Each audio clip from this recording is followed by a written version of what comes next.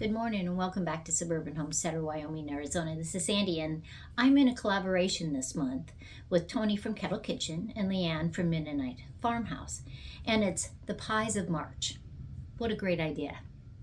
So we could make any kind of pie, a traditional pie, a sheet pie, anything that we wanted to make. So I went to my book of wonders to find the perfect pie to teach you. And this just came out of the oven, is a vanilla bean baklava sheet pie. And I'm going to show you how to make it. It just came out of the oven. It's piping hot. I just put the glaze on top. And it is an easy, simple, delicious pie to make. One of the tricks to it is you always want it to cool down for about 2 to 3 hours before you slice it. But let's go make vanilla bean baklava pie with my secret ingredient. So here's some of my cookbooks that I have down here in Arizona, but I'm going to go to my book of wonders. And this is a great big notebook of recipes I have collected over the years, and it's all divided into different sections. We're going to the pie section, and I have tried these and tweaked these and changed these and put them on recipe cards. And here's my baklava pie, and you can see how I've changed it to make it my own. It's a great base pie, but I like to add some things to it to make it even better. So these are all my ingredients. And we're going to start out with some walnuts and pecans. You could use any kind of nut. You could add pistachios in there. We're going to use a stick of butter. We have some homemade vanilla that I made from vanilla beans. You can see the seeds in there. Half a cup of brown sugar, a quarter of a teaspoon of salt. And then this is a Mexican spice that I found down here in Arizona, and I just love it. And it has so many different spices in there, from cinnamon to cloves, nutmeg, turmeric. And it just gives certain recipes just that different little taste that I really like. A lemon off of my tree. This is some honey that one of my daughters gave me from North Dakota. And there's one of my bottles of vanilla. It's pretty dark, isn't it? Puff pastries, we're going to use both of those. Now you could put this in a regular pie pan. I am doing it as a sheet pan.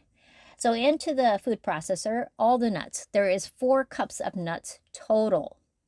And I do want the pieces of nut fairly small, because if you've ever had baklava, the nuts are not big and chunky. They are smaller pieces. And so using a food processor is just so much faster than chopping them on your cutting board, which I have done before. So I just use a chopstick, move it around a little bit and see if there are too many big pieces left, which right now I'm looking at, and there are too many big pieces. So let's pulse that just a little bit longer. And this is what I want. Perfect little nuts. And so we're going to put that in a bowl. Now, what is my secret to my baklava pie? Pink lady apples. So we're going to use 3 of them today. We are not taking the peels off. We will core them, and then we're going to put them in the food processor so that we can chop those up similar to what the nuts are. We don't want them too large, but we do want that beautiful flavor. Now, I didn't clean out my food processor because it's all going to get mixed together anyway. And so we're just going to chop those apples up real quickly. Pink ladies are an apple that you can grow here in the United States, or you can just buy them at the store too. But that is perfect. So we have our bowl with the nuts, and then we're going to add all these pink lady apples. And I just love the color of pink lady. It's got a lot of variation in the reds. It's got some yellows, some whites in the skin. And it is a great tasting apple to cook with or to just eat whole. Make sure that you're using a bowl that is large enough for you to mix. There goes in that half a cup of brown sugar, the salt, and here comes my spice, and then a tablespoon of homemade vanilla from vanilla beans. And then I'm just going to mix that up. I want to coat all of the apples and all the nuts with that. And just take your time. If you have too small of a bowl, you will have stuff all over your table or your counter. So use a bowl that's big enough. And that's just a easy trick that you're not going to get frustrated when you're making pie. And I see there's too big of a piece of apple. I'll have to eat that later. And I'm just mixing it up. There will be some juices that are released by the apples, but then we are going to melt that stick of butter and then add another tablespoon of homemade vanilla from vanilla beans.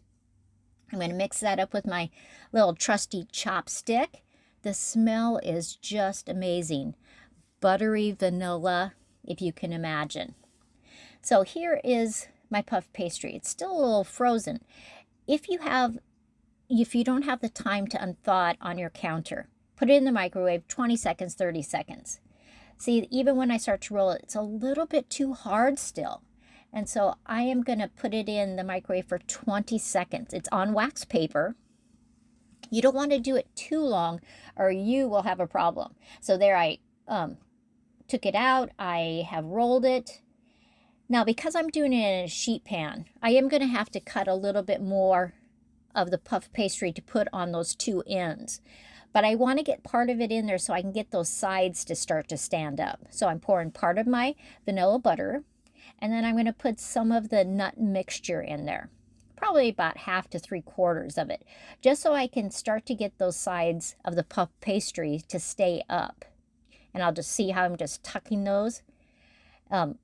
It just makes it easier if I do that first before I put those ends on. Totally up to you. If you're doing it in a regular pie pan, you're just going to lay it right into the pie pan. It's going to be easy as can be. Oh, easy as pie. Yeah.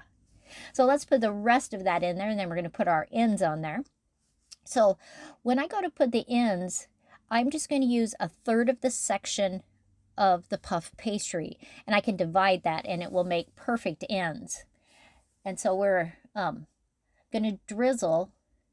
Oh, let's first put the ends on. I was going to drizzle, but I think I'll put the ends first. So that's 1/3. I'm going to just take a knife and I'm going to cut it straight down.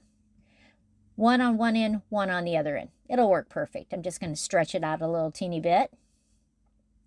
And then I'm going to tuck that in. And see how you can just press it together, tuck it in underneath where we've already put the nut apple mixture. Let's do the other side too. And so we're just going to, you can tuck it behind, you can put it in front. Just depends on how messy you want your fingers. Doesn't really matter. We just want to make it so that everything stays in place. And as that cooks, it's going to expand because it is a puff pastry. So I'm just putting the rest of those nuts around. And it's just going to make a pie that you just won't believe. I do have a little bit of that butter vanilla mixture left. So after I get that all tucked in there, I'm going to pour that on there. Just take your time. It is a pie that's worth the time. So let's just pour that last little bit on there. I'm just going to drizzle it all over so that it just combines with the nuts and the apples and all of our spices. Of course, we have to top this. And so we still have 2/3 of that puff pastry left so that we can put that on top. But they were getting every single bit of butter. And that will just kind of hold it together. Now, this kind of pie is not like a pecan pie that's really thick and gelatinized. So it's a little messier when you eat it, but is totally worth it. So I'm rolling that out. And I just go both directions. See how it'll just stretch it some. Take your time because you don't want to rip it. And so then I'm just going to flip the whole wax paper over and put it right on top of the pie. That is the easiest way to do it. Now, can it stick to the wax paper a little bit? It can. You can always spray your wax paper or drizzle a little flour on there to stop that. And then I'm just going to go around and I want to be able to pinch all those edges. I've preheated my oven to 325 degrees. I'm putting some little slats so that it will be able to release the heat out of there. And it's ready to go in the oven. There it's at. It's been in the oven for 15 minutes. Now it's been in the oven for a half an hour. About 5 minutes before it's going to be done, I have to make the glaze. See, I didn't wash that had the butter in there. I'm going to put 3/4 of a cup of honey in there. I am going to slice open my lemon, and I need a tablespoon of fresh lemon juice. I just picked this off of one of my trees this morning. One of the benefits of living in Arizona in the wintertime. So it looks about like a tablespoon. And I need a tablespoon of my vanilla too. So there goes the lemon juice. There goes a tablespoon of homemade vanilla from vanilla beans. You can see some of the seeds in there. And the 3/4 cup of honey. I'm going to turn it on medium heat. It will hardly take any time at all. And that's why you can do it about 5 minutes before. And the trick is to make sure it's incorporated, that it's mixed together. And so I got it all mixed. And here it's just going to be bubbling. As soon as it starts to bubble, you take it off the heat, because you just want it hot, and it'll be kind of watery, so it'll spread around. And see how when the bubbles go down, it is perfect. And here it is coming out of the oven. That puff pastry has risen, and it's just beautiful. And it is ready to get glazed. Now, what I like to do when I'm going to glaze it, I'm going to first pour it on any slot that it has. So like on the ends, I'm going to pour it right there. I'm going to pour it where I cut with the knife. Because the idea is that the glaze goes down into the pie, and then I'll just go back and forth over top of all of the pie, and it is literally sizzling as I pour that on there, because the pie is so hot still, and that glaze is just amazing. You'll be able to see some of the little vanilla bean seeds in there. I hope you check out all of the different channels that did pies all month long in the month of March. A different pie for every single day. What could be better than pie? So here's my vanilla bean baklava sheet pie. I hope you try it. If you like baklava, you will love this pie. And that secret ingredient of adding those Pink Lady apples gives it just a perfect flavor. Then in combination with the homemade vanilla from vanilla beans, you just can't go wrong. This is Sandy at Suburban Homesteader, Wyoming, Arizona. Have a fabulous day.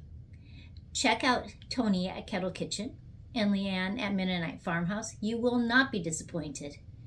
I will see you next time.